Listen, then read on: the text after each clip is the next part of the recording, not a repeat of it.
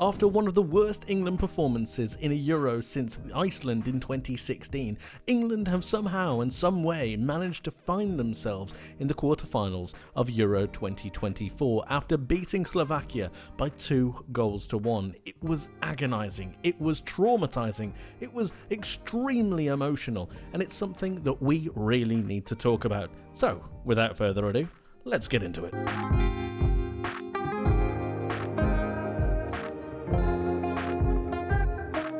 Let's start with the goal that England concede. So the ball gets pumped up by the Slovakian defender, and it's then a case of who can win their header. And unfortunately for England, you've got two centre-backs here in John Stones and Mark Gahey who just don't manage to get any kind of contact. Both of them challenging. I'm not quite sure what John Stones is doing. Gahey loses the header, and then you've got the danger of the man running off of the ball. Kyle Walker does spot him, but I don't think he really does enough to cover across too well. And then you're asking, can they recover from this position? Gahey gets injured somewhat, and then John Stones is having to try to make those recovery runs. Kyle Walker doing the same, and the game progresses. The goal, or attempted goal, progresses. And a really concerning thing for me was how dangerous Slovakia looked against this England defence. Kyle Walker is now covering this run, but look at the amount of space that he's got out on this left-hand side. And then you've got a really nice blindside run here on the opposite side. Really well worked by Slovakia, but a concerning thing when you think about England. Of course, he decides to go for the reverse pass. It's brilliantly weighted, brilliantly taken, and of course, Slovakia go 1-0 up. But it's definitely a concern for England how easy Slovakia, just from winning one header, were able to carve through that England defence.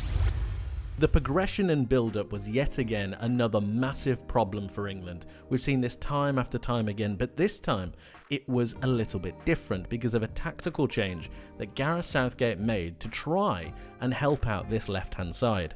It's a left-hand-sided problem that he's caused himself because Phil Foden is still out on the left. He moves in field occasionally when England have possession because that's naturally where he drifts to. So Gareth Southgate needed a problem because this area is not being utilised. What he decided to do here is move Kieran Trippier up really high, and he started with a base progression of 3 defenders. Now this is generally how a lot of teams set up, how a lot of teams play, but typically what you'd normally see is the defender going into midfield to give an overload, and we'll speak about overloads a little bit later. But in England's progression, they started out with a back 3. This is normal. They also had a midfield 2, yet again, normal. But Kieran Trippier being out on this left-hand side meant a couple of different things. Kyle Walker, instead of being out on this touchline, ended up having to drift in field because he needed to be part of the back 3 progression. Kobbie Mainoo and Declan Rice had to come and look for the ball because the defenders were always being pressurised and there wasn't enough movement around the ball to be able to get the lines to be broken and passes through into the attackers. So the central midfielders end up dropping. And this is where Slovakia come into it because they need to be given quite a bit of credit as well. With how narrow they defended and how narrow they played, it meant that the middle of the pitch was extremely congested. It meant that Jude Bellingham wasn't able to drift into certain pockets to be able to receive passes because he was just overwhelmed by the amount of Slovakia players that were willing to press. And then that means that you've got the onus of progression on Declan Rice and Kobbie Mainoo. But the problem that they had was that the Slovakian attack was more willing to press than we've seen teams do to England in recent times. And it's normal, it's a normal defensive press, but it meant that England were continuously being outnumbered. You had the 2 England midfielders against the 3 Slovakian attack, and occasionally you'd have the midfielders jump as well to try and help with this. This means that England were always having an issue with progressing the ball, especially through the centre of the pitch. Now you might say that England should try going down the wings, but there's a problem with that. With how high Bukayo Saka was, which is fine because England need to try and pen Slovakia's defenders back, and with how high Kieran Trippier was, it meant that the passing lanes were just far too long, and it was more than likely going to be intercepted at any given moment. You've got the wingers being able to make that run across, you've got another midfielder being able to come across as well, and it just meant that it was a bit of a dangerous pass for both sides. Kyle Walker obviously having to move a little bit further in field to try and help out with that progression. But it meant that the wings weren't occupied and they weren't able to be found. And if they were, what you tend to see is the fullbacks of Slovakia pushing up and being really aggressive, especially onto Bukayo Saka. So the progression wasn't able through the wings. The progression had to come through the centre of the pitch. But then, of course, you've got that overload. You've got the 2 England midfielders and you've got the 3 Slovakian attackers. And as I mentioned previously, you can have the Slovakian midfielders come in and join with this. It meant that England were continuously at a disadvantage and at just a numerical disadvantage in the centre of the pitch. And it made progression nigh on impossible. But let's be positive. Let's be positive. We're going to try to do that. There weren't too many positive moments to really draw on, but I found one.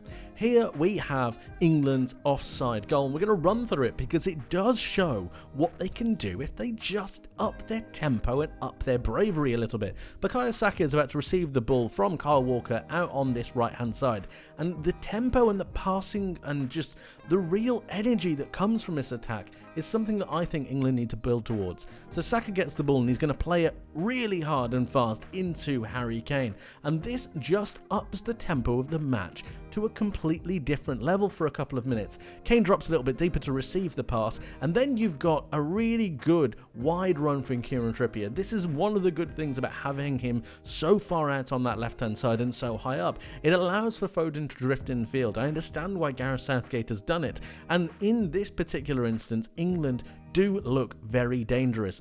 It's one pass into Kane, one pass out to the wing, and all of a sudden you've got a massive overload and Slovakia are panicking. Kieran Trippier has the ball here and he's able to cross it into the box. Phil Foden is waiting for that pass.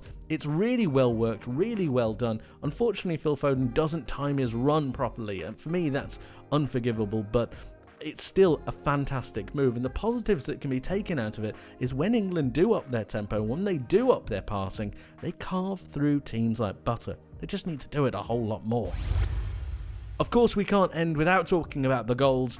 England fans, get in the comments, let me know how you were feeling after this Bellingham goal. For me, the relief was just overwhelming. Kyle Walker does a good job of throwing the ball as far as he possibly could, and really for me the highlight here is Mark Gahey being able to get on the end of this throw-in to recycle the ball and just have it still in play, making sure that he keeps the ball alive and allowing England, and in particular Jude Bellingham, to do a little bit of magic. It's fantastic, it's Bellingham brilliance, and he really does write his own scripts, doesn't he?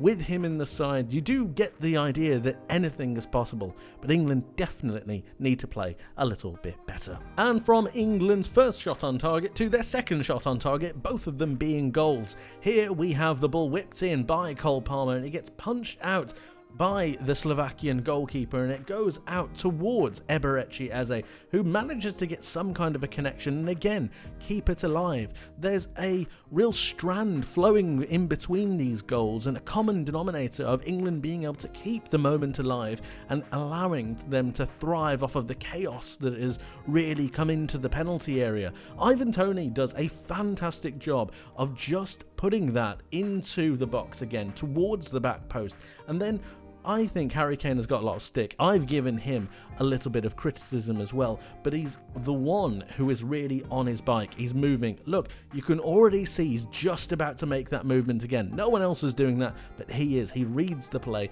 and it's a fantastic piece of movement towards the edge of that goal. He gets his header, and I've got to say, I went absolutely wild after this. England fans, like I said, please let me know your thoughts in the comment section below.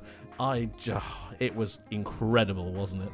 And England get through by the skin of their teeth. It was just traumatic, I'd say. It was really, really emotional, and hopefully they don't do that again, and hopefully they play a little bit better. But of course, guys, let me know your thoughts in the comment section below on what you would change and what you'd like to see going up into the game against Switzerland. Thank you ever so much for watching. I hope you enjoyed, I hope you learned something new, and I hope to see you in the next one. But until then, my friends, take care.